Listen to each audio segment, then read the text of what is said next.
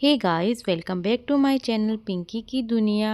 कैसे हो आप सब? आई होप सब अच्छे होंगे। तो ये हमारे यहाँ संकट चोट व्रत की कथा चल रही है, तो मैंने सोचा मैं आप लोगों के साथ ये लोग शेयर करती हूँ कि हमारे यहाँ कैसे होता है। तो आप बने रहना मेरे व्लॉग में और देखना पूरा कि हमारे यहाँ कैसे क्या होता है। ये मेरा पीए साइड है, तो ज़रूर देखना पूरा व्लॉग। गाइस, ये मेरा पूरा लुक है। मैंने साड़ी पहनी, ऊपर से मैंने चुनरी ओढ़ रखी है। हमारे यहाँ चुनरी, पीला या पोमचा जो भी उठ के पूजा करते हैं, उसके बिना नहीं करते रही। पास में मेरी भाभी खड़ी है, छोटी भाभी, और वो सामने मेरी मम्मी खड़ी है। एक आंटी आने वाला, पर आदि जिद कर रहा था कि नहीं, मैं को बाहर लेके चल, बाहर लेके चल। तो मैंने कहा बेटा पहले पूजा कर लेते हैं। तो गाइस, आप देखना मेरा पूरा ब्लॉग।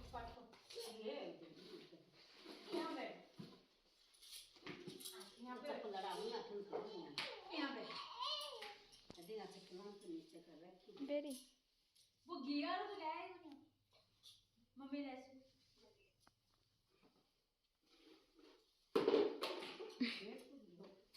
सके जाए मारता है पट्टाइयां करा था तो सके चल नहीं क्या है एक दिन मैं देखी थी और मेरे खुद को आपको बेटे के ये थे बेटियों के मत तो वही बेटू के मेरे नहीं पानी नहीं चढ़ाना यहाँ पे रो पानी में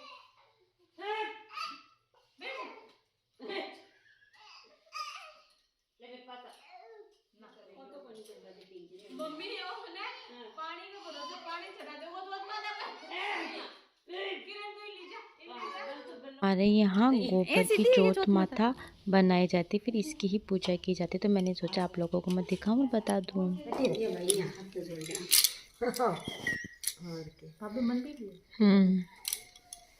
टीका तो काट दूं मैं टीका काट दे ये सार बंदे भी दो जने तैयार हो गया था हां मैं तो दियो कौन ले तो एक ही ना दो ये जगह सुनना बोलते मतलब जने कहां पर ना मैं बड़े मारे बटे भी कितनी जनी सागे सुनती है ना। ले भाभी बोलना मत है सर आसपास के सब हुए मारती ओ भाभी जी भरत कहानी सुनाओ भाभी जी ये करती मार बा एक बात दादी ओ घंटे के खत्म इंग्लिश जो हमारी मम्मी ने उठा के दे से हां इंग्लिश लाने कहीं एक गिदा के मो के नाच रहे देखो काल से चल के नहीं कौन चल जा हां मन 3 वर्ष हो गए आया ले मेरे भी चल जाएंगे कदम रहेगा मैं तो आधा का पूछूं हां पूछ जगह तो पूछो चाहिए क्यों जा सही है भाई वो तो घाघरा लुगड़ी गड्डी हमारी हाँ तो सारी अगरबत्ती तो कर लो, लाया हो जाए। अरे 5 लाख दिन गुड़ में लगा लो, दो लगा दो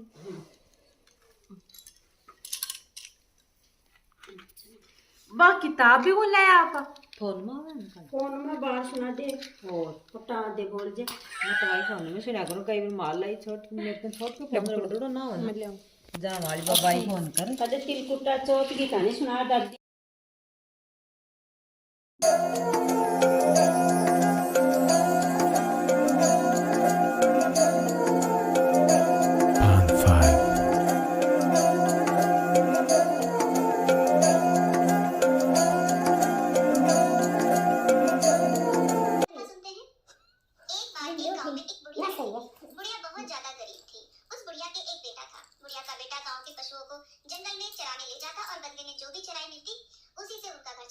इसी तरह से दिन कट रहे थे। एक दिन बुढ़िया के बेटा जब पशुओं को चराने जंगल में जा रहा था तो रास्ते में उसकी चाची ताई मिल गई और बोली कि बेटा तुम तो सारा दिन जंगल में पशु चराते फिरते हो, तुम्हारी माँ घर में बैठ के पकवान बना बना के खाती है। लड़का बोला ऐसा तो हो ही नहीं सकता। तब चाची ताई बोली कि तुम्हें भरोसा ना हो तो आज थोड़ी देर पहले जाके देख ले, खुद अपनी आंखों से देख लेना। लड़के ने सोचा ठीक है, देखने में क्या हर्ज है। लड़का जिस समय अपने घर रोज जाता था उससे थोड़ी देर पहले आ गया। उस दिन सकट चौथ का व्रत था और बुढ़िया तिलकुट बना रही थी, कढ़ाई चढ़ा रखी थी और तिल भून रही थी। अब ये देखकर लड़के ने सोचा कि मेरी ताई चाची तो ठीक कह रही थी, मैं तो जंगल जंगल भूखा प्यासा पशु चराता फिरता हूँ, मेरी माँ तो पीछे पकवान बना बना कर खाती है। उसको ताई चाची की सीख लग गई थी। लड़का बोला माँ मैं तो घर से निकलूंगा। माँ बोली बेटा क्या बात हुई जो तूने ऐसा सोचा? बेटा बोला कि माँ मैं तो चला जाता हूँ जंगल में, तुम पीछे पकवान बना बना के खाती हो, मुझे खिलाना तो दूर तुम बताती तक नहीं हो। अब मैं इस घर में नहीं रहूंगा, मैं तो जंगल में जाऊंगा। बुढ़िया ने बहुत समझाया कि बेटा आज सकट चौथ का व्रत है इसलिए तिलकुट बना रही थी, लेकिन बेटा नहीं माना। बुढ़िया समझ गई ये किसी का सिखाया पढ़ाया गया है, ये नहीं रुकेगा। बेटा जाने लगा तो बुढ़िया ने कहा कि बेटा ये सकट चौथ व्रत के तिल है, ये तुम अपने साथ ले जाओ, जहाँ भी भीड़ पड़े मुसीबत पड़े तिल फूल के बैठ जाना। अगर मैं तुम्हारे नाम के व्रत करती होंगी तो मुसीबत टल जाएगी। लड़के ने तिल हाथ में लिए और वो चल दिया। चलता चलता एक जंगल के पास पहुंच गया। अब जंगल में गया तो देखा कि सामने एक बहुत बड़ा शेर खड़ा है। शेर ने रास्ता रोक लिया। लड़के ने सोचा कि आज तो मेरा मरना तय है। डर के मारे कांपने लगा। डर के मारे सबसे पहले इंसान को अपनी माँ की याद आती है, तो उसे भी अपनी माँ की याद आ गई। माँ याद आते ही माँ के दिए तिल याद आ गए। तिल पूर के वहीं बैठ गया और बोला कि हे सकट चौक माता, अगर मेरी माँ मेरे नाम के व्रत करती है तो ये शेर गाय बन जाए और यहाँ से चला जाए, नहीं तो मेरी मृत्यु आज तय है। जैसे ही उस लड़के ने ऐसा बोला वैसे ही शेर गाय बन के पूंछ हिलाता चला गया, क्योंकि बुढ़िया तो अपने बेटे के नाम के ही व्रत करती थी। अब वो राम राम कहता हुआ आगे चल दिया। आगे गया तो देखा एक बहुत बड़ी नदी रास्ते में उफान करती हुई आ रही थी। अब उसने सोचा कि अगर मैं नदी पार करूंगा तो डूब के मर जाऊंगा, क्योंकि नदी का बहाव बहुत तेज है, तूफान आया हुआ है, और अगर मैं ये नदी पार नहीं करूंगा तो रात हो गई है, पीछे जंगल है, जंगली जानवर मुझे नहीं छोड़ेंगे, मुझे खा जाएंगे। आगे कुआं पीछे खाई, फिर याद माई की आई।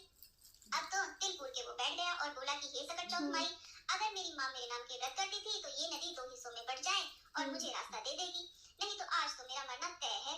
अब जैसे ही कहा नदी 2 हिस्सों में बट गई, उसे रास्ता मिल गया, क्योंकि बुढ़िया तो उसी के नाम के व्रत करती थी। नदी पार करके दूसरी नगरी में पहुंच गया।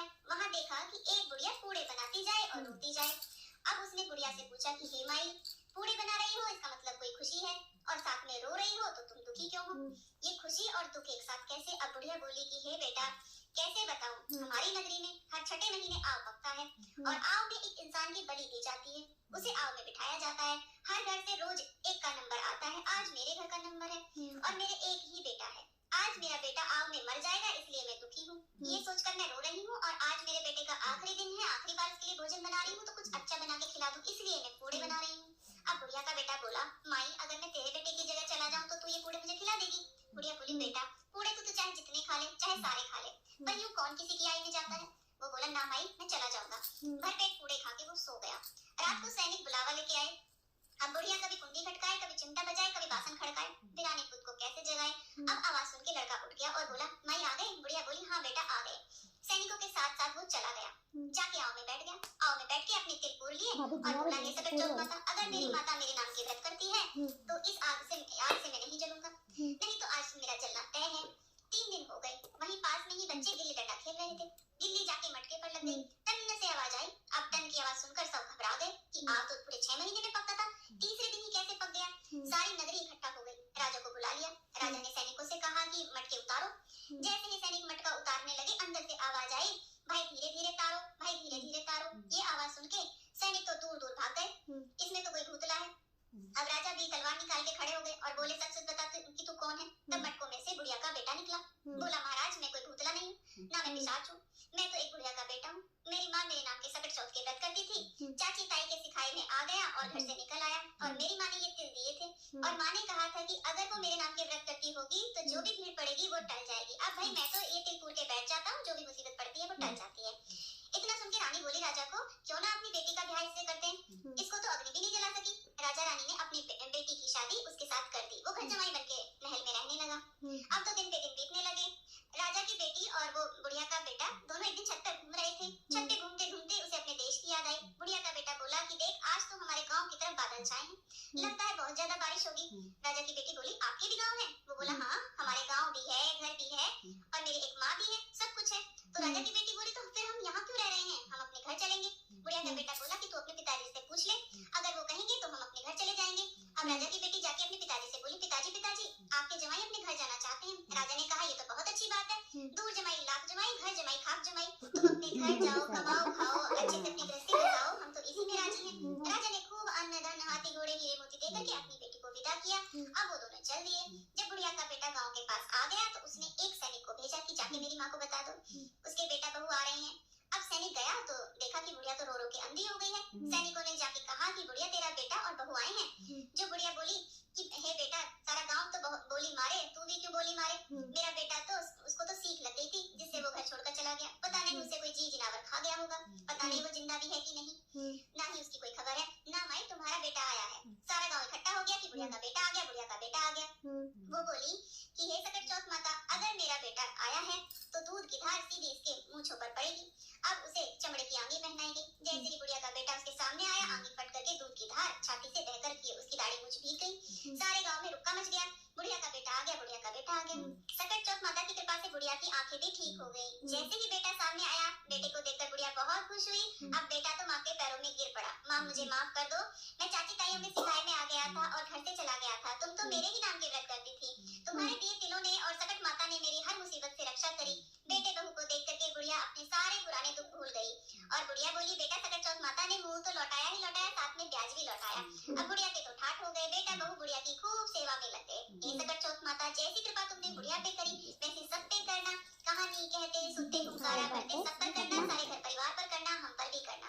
ये थी सकट चौथ व्रत की कहानी। अब इसके बाद में हम एक गणेश जी की कहानी भी सुनते हैं। गणेश जी की कहानी। एक शहर में देवरानी और जेठानी रहती थी। जेठानी अमीर थी और देवरानी गरीब थी। देवरानी गणेश जी की भक्त थी। देवरानी का पति जंगल से लकड़ी काट कर बेचता था और अक्सर बीमार रहता था। देवरानी जेठानी के घर का सारा काम करती थी और बदले में जेठानी का बचा हुआ खाना, पुराने कपड़े आदि उसको वो दे दिया करती थी। इसी से देवरानी का परिवार चल रहा था।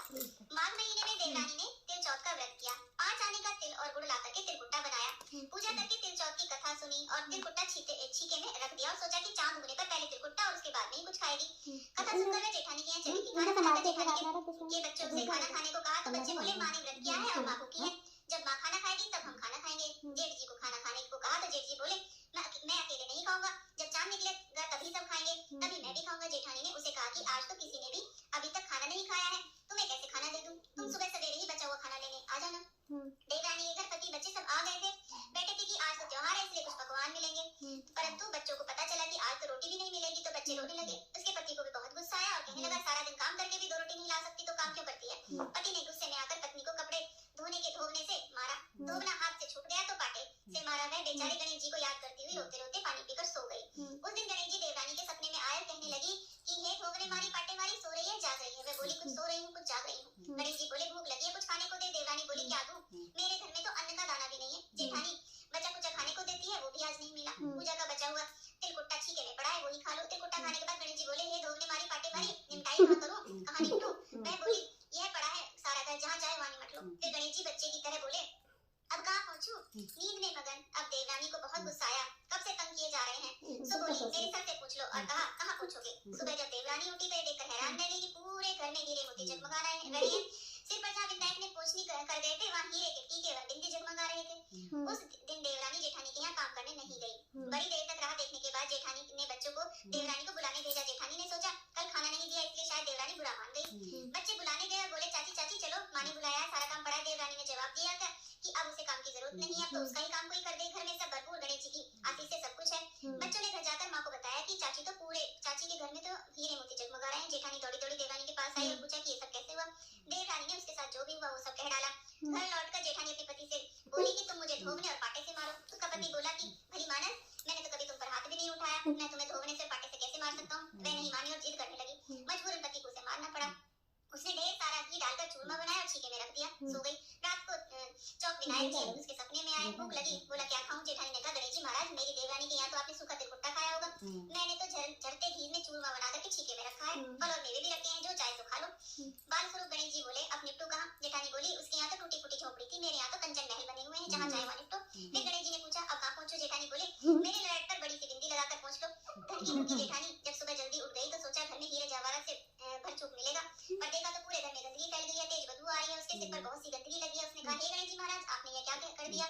मुझसे रूठे और देवरानी पे टूटे। जेठानी ने घर की सफाई करने की बहुत कोशिश की लेकिन गंदगी फैलती ही गई। जेठानी के पति को मालूम चला तो वह भी गुस्से से भर गया। बोला तेरे पास इतना सब कुछ था फिर भी तेरा मन नहीं भरा।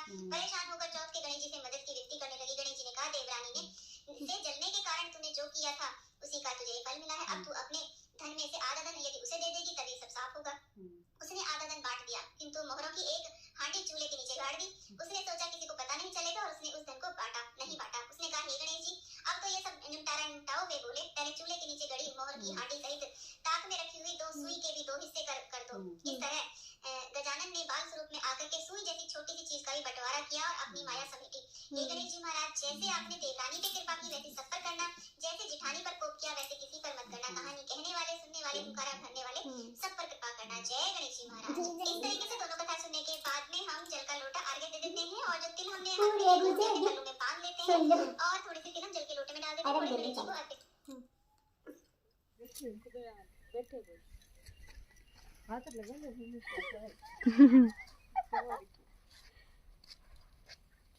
बोली मम्मी। सन्ना को सांगो जगमचा को आर चांद सूरज गरग देता जीव मारा भाई बरतार। सन्ना को सांगो जगमचा को आर चांद सूरज गरग देता जीव मारा भाई बरतार।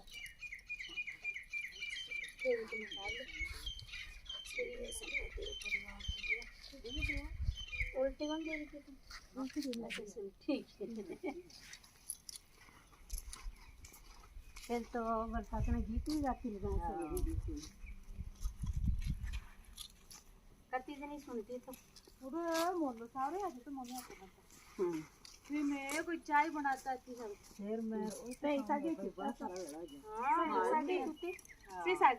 फिर हम कथा सुन के लास्ट में सूरज भगवान को अर्घ देते हैं और हमारा व्रत संपन्न होता है।